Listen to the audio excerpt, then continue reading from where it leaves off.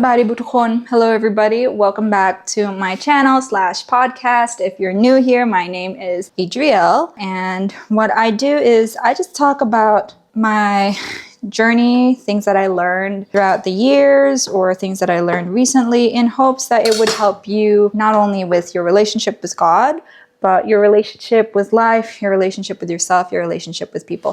As I would always say, I am not a therapist. So please, if you need one, please go see one. I know I saw a therapist for a little bit. That was honestly one of the best decisions I have ever made, learning about neuroplasticity, all these different things. So if you need to go see one, please go see one. Another thing is I am not a spiritual teacher. I'm not a preacher. I am not a theologian at all. I am somebody who is re-navigating life, re-navigating faith in a way that is present as I learn to discover who God is and my relationship with him. So again, I am not any of those things. I'm just like you. So if you hear meows, that's because it's my cat. They'll walk around back and forth in the background.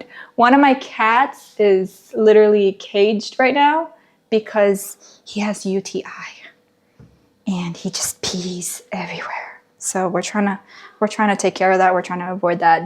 Just because he's in the cage, it doesn't mean it's animal cruelty. It's just separation for the time being because he's not feeling very well. Anyways, we're gonna go super straight into it. As we're going straight into it, I am also preparing my smoothie. So the lessons that I learned are from weeks 3 and 4. I know what you're gonna say, Adrielle, it is already we're 7 weeks into the year. Girl, I know, okay? I know. Already 7 weeks into the year. I just kept filming back because life, Going super straight into it. The first thing that I learned for the past couple weeks is that wanting to do something and actually doing it are two very completely different things.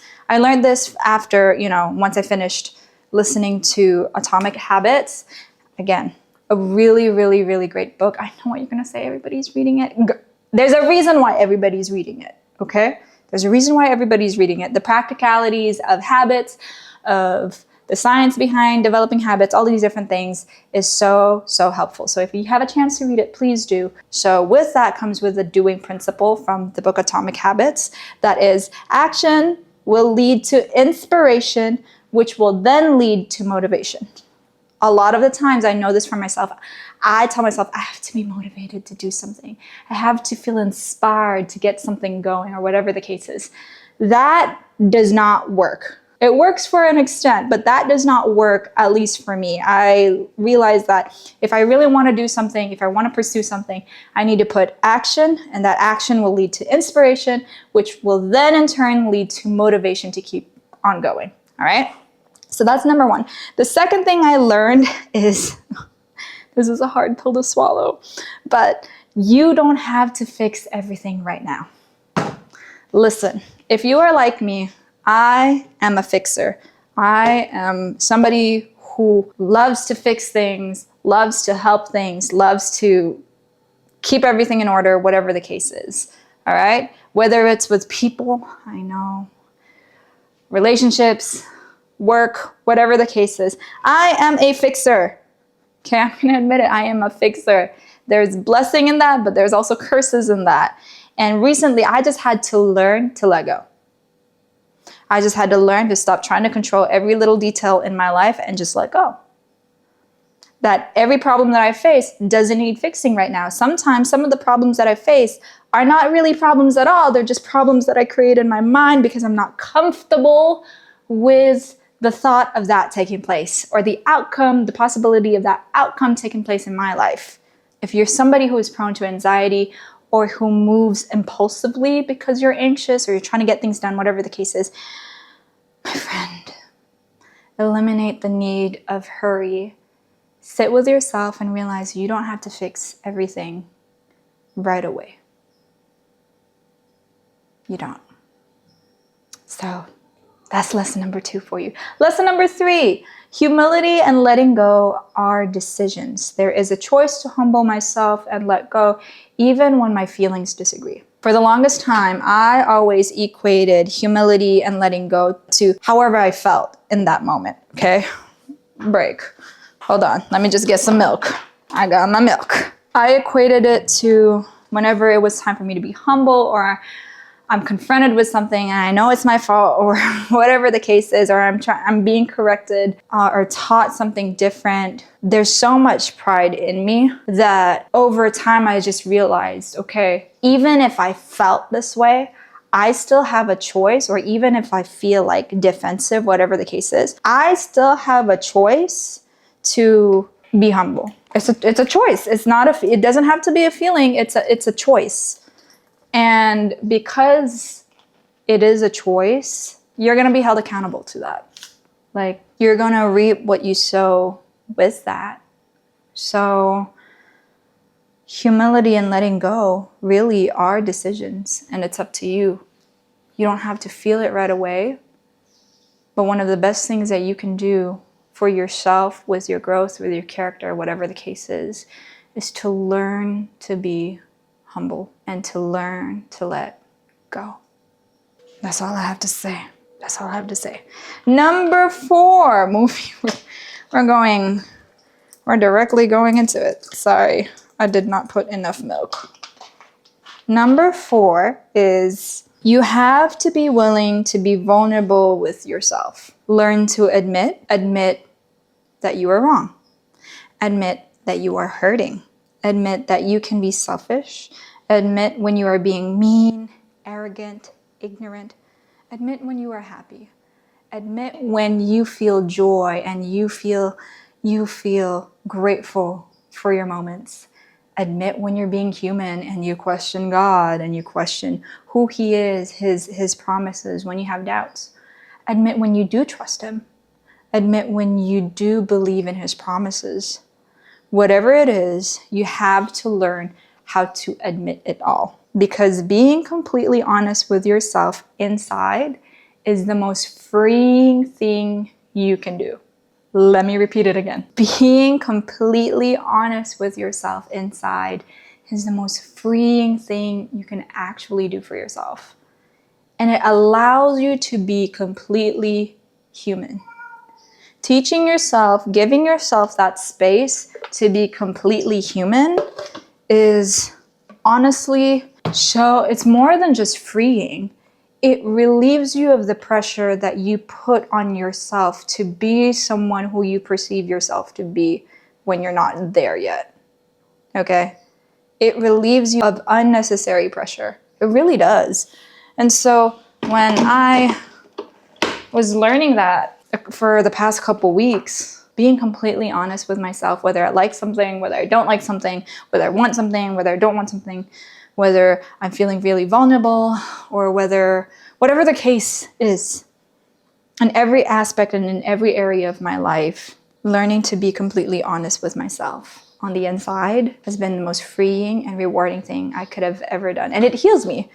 It may be uncomfortable for a while, and it still is uncomfortable for me to be super vulnerable with myself and teaching myself that this present me is a safe space to feel all these kind of feelings.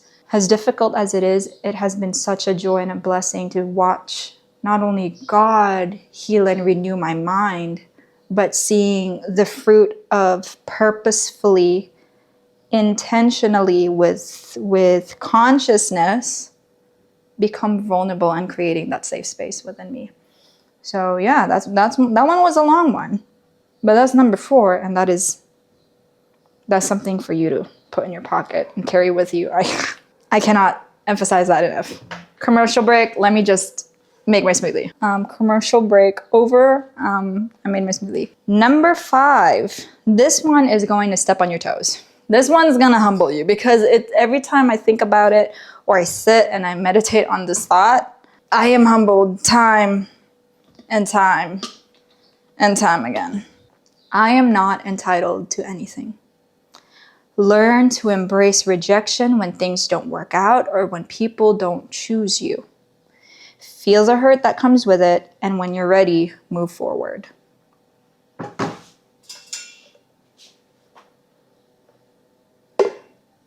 I am not entitled to anything.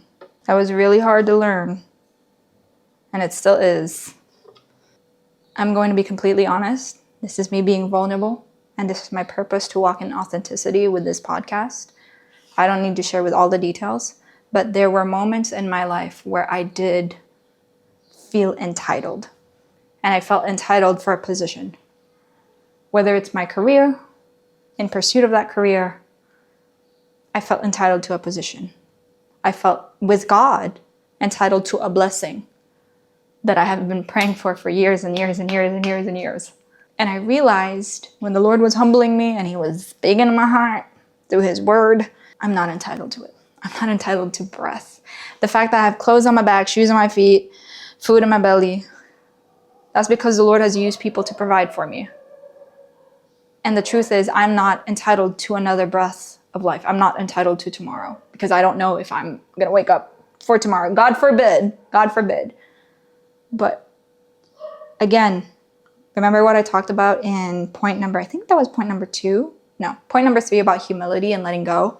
I know for me, reminding myself that I am not entitled to anything brings me to a place of humility and gratitude. And it teaches me not to take people for granted, not to take my family for granted, not to take the friends who are still working to keep that friendship with me for granted.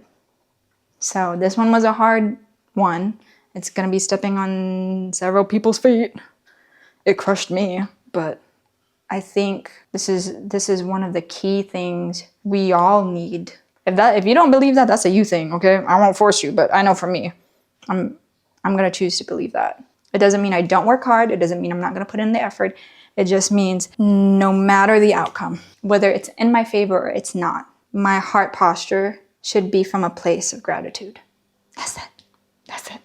Number 6, moving on. That one was a heavy one. But number 6, I think this is a fun one. But I was washing the dishes when this popped in my head. And I was just like, oh my word, this is so crazy. Discipline is really just actions met with consistency. Let me say it again. Discipline is really just actions met with consistency. If you're like me, listen, I overcomplicate simple things in my brain. I'm like, oh, but if I do this, but what if I don't do this? And I need to feel motivated. No. Discipline is really just actions met with consistency. I don't think I can be any more clearer than that. When this popped in my brain, I was just like, holy cow, that's crazy. And that ties into the previous episode of the podcast that I had posted weeks ago, that show up for yourself, be consistent with it. And that's how you cultivate an environment of discipline for yourself. I started running not too long ago. I'm still dying, but every time I show up for myself with running, that has helped me with the confidence that I need to have a better and more healthy lifestyle. Every time I showed up to the gym, okay, I would run in the morning and then I would show up to the gym in the afternoon. That has helped me form disciplined habits to take care of my health a whole lot more because my family history is filled with a lot of thyroid issues. I have a thyroid disease. It's not active. It's hyperthyroidism. It's very common in women. It's very, very common in women, but it can be managed by, especially when you're diagnosed with it younger, it can be managed with a healthy lifestyle. And that's what I'm doing. Okay. My T3, T4, TSH, very healthy, very good, very normal because I've been doing this, taking care of what I eat, taking care of my body. And that takes discipline. So again, discipline is really just actions met with consistency. You don't need to overcomplicate it. Show up, take action, do it consistently. Last but not the least, number 7. Okay, number 7. This one's a tough one, but it is a very needed one. Set boundaries with yourself, your person. Understand when you set boundaries with yourself and your person, you are not rejecting yourself, okay? You are not rejecting yourself. You are not rejecting you. You are not rejecting the little you. What you are doing is you're exercising a discipline, okay, an action, so that you can move forward into the direction that you need to go to. Whether it's emotional, mental, spiritual. This one's a big one. Financial for me. I'm a very impulsive buyer. I'm just gonna be completely honest with you. You gotta tell yourself no. One of the best things that you could ever do for yourself is to learn to say no to you. To learn to say no to the urges that you have. To learn to say no, to set that boundary. And you can do it gently. You can be like, hey, I know you want to do this right now. I know you want this right now. But the present me is going to tell you no. Because I love you, because I care about you, and I care about the future that I'm wanting to lead the present me, along with the other different versions of me. Little Adri, teenage Adri, early 20s Adri. I want to move her forward to the direction that I believe by faith God is calling me to. Okay? So, or like God is leading me to. Calling was the wrong word, but really leading me to. And for now, it's really to take care of my health, to take care of my mental health and all these different things. So there are a lot of times, a lot of moments where I'm like, I have to tell myself no.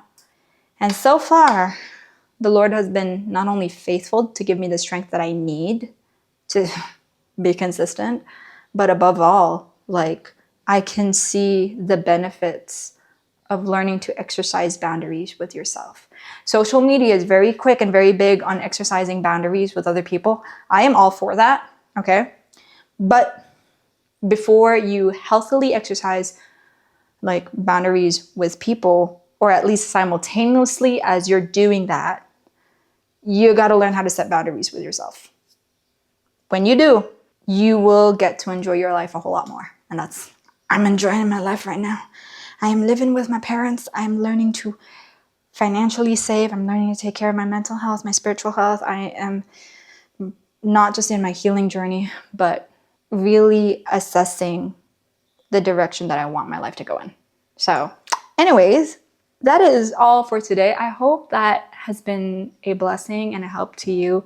Again, personally for me, I'm not really expecting much out of it, but to whoever is watching this video, if everything that I've said and I've shared with you has been helpful to you, like I'm gonna give God the credit. I'm gonna give the books, the authors that I've been listening to, the credit for all of that, because I wouldn't have learned any of these if it weren't for those people, for the Lord, for experiences, for the Holy Spirit.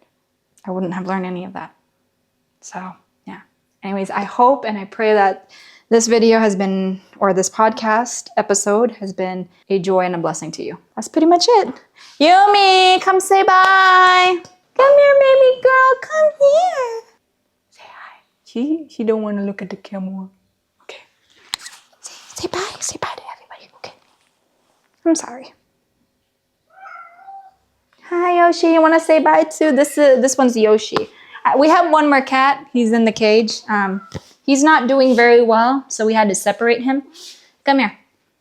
He don't want to come. This one's Yoshi. This one's our big boy. Say bye. Say bye to everybody. Okay. All right. Bye, guys.